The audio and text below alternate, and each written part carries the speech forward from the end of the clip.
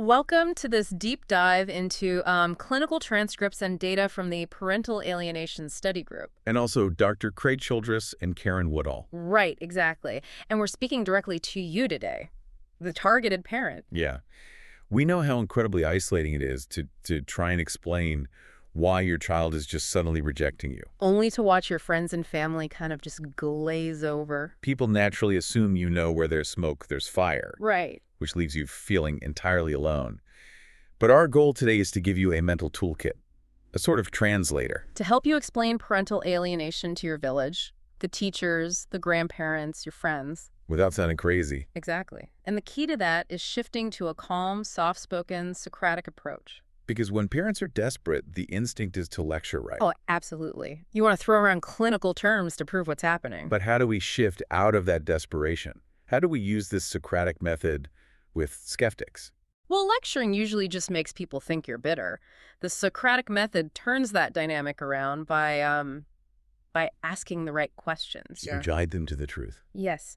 Instead of defensive rants, you calmly ask your village something like, how do we distinguish between a child protecting themselves from an abuser and a child being manipulated? Manipulated to reject a loving parent. Right. That immediately reframes the conversation. Because your friends are likely confusing this with normal teenage rebellion or estrangement. And estrangement is a normal, messy reaction to actual abuse or neglect. Right. But alienation is a delusion.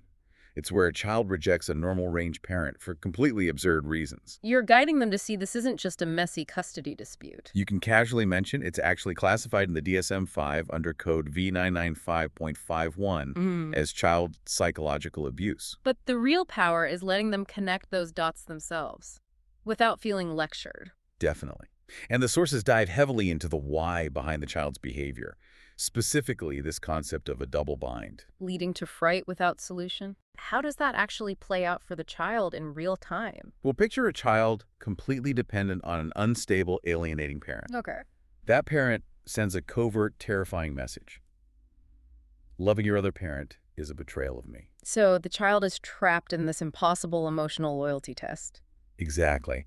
And when the alienating parent becomes volatile or withdraws their love, the child experiences that fright without solution. Because they can't escape.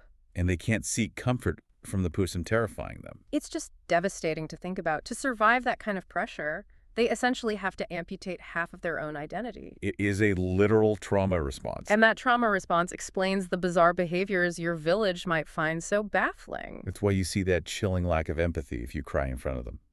Or that haughty arrogance. I'll often robotically recite the independent thinker script. You'll hear an 8-year-old using adult vocabulary they clearly didn't invent, saying things like, nobody tells me what to think, this is my own choice. They're desperately jumping on a grenade. On a grenade to shield the alienating parent, yes. Because they genuinely believe that grenade is the only safe place to be. Exactly. So when the village hears those scripted lines, what should their role be? How do they support the child without validating the delusion? They have to act as a healthy mirror. If the child claims you are dangerous or evil, the village shouldn't argue, but they absolutely shouldn't agree. They remain strictly pro-relationship. You gently plant seeds of doubt. A teacher or grandparent can simply say, that's interesting, that hasn't been my experience with your dad at all. But what about your own communication with the ex-spouse? It feels like the urge to fight fire with fire would just be overwhelming. It is overwhelming, but you have to be the sane, safe anchor. This is where the BIF method is crucial. Brief, informative, friendly, and firm. Yes. If you get a hostile email blaming you for everything, you don't defend yourself. You write back something like, thanks for the update on the schedule. I will pick them up at 3 p.m. on Friday. Treat it purely as a bland business transaction. You're refusing to participate in the chaos. And that ties into the overarching theme the sources recommend for the targeted parent. Being the lighthouse. Right. The research shows reunification does happen, but often later when the child escapes that coercive environment. So don't chase the boat into the storm. You just keep your light on standing steady so they can find their way back to you when the storm finally breaks. Using this Socratic toolkit helps shift your village from confused spectators to educated allies. You're working together to protect a child from what the clinical data calls mental kidnapping. You're changing the environment around the child, showing them they don't have to erase half of who they are to stay safe. It's so vital. As we wrap up this deep dive, we want to leave you with a lingering question to ponder on your own. If a child is forced to psychologically amputate half of their own identity just to survive their childhood.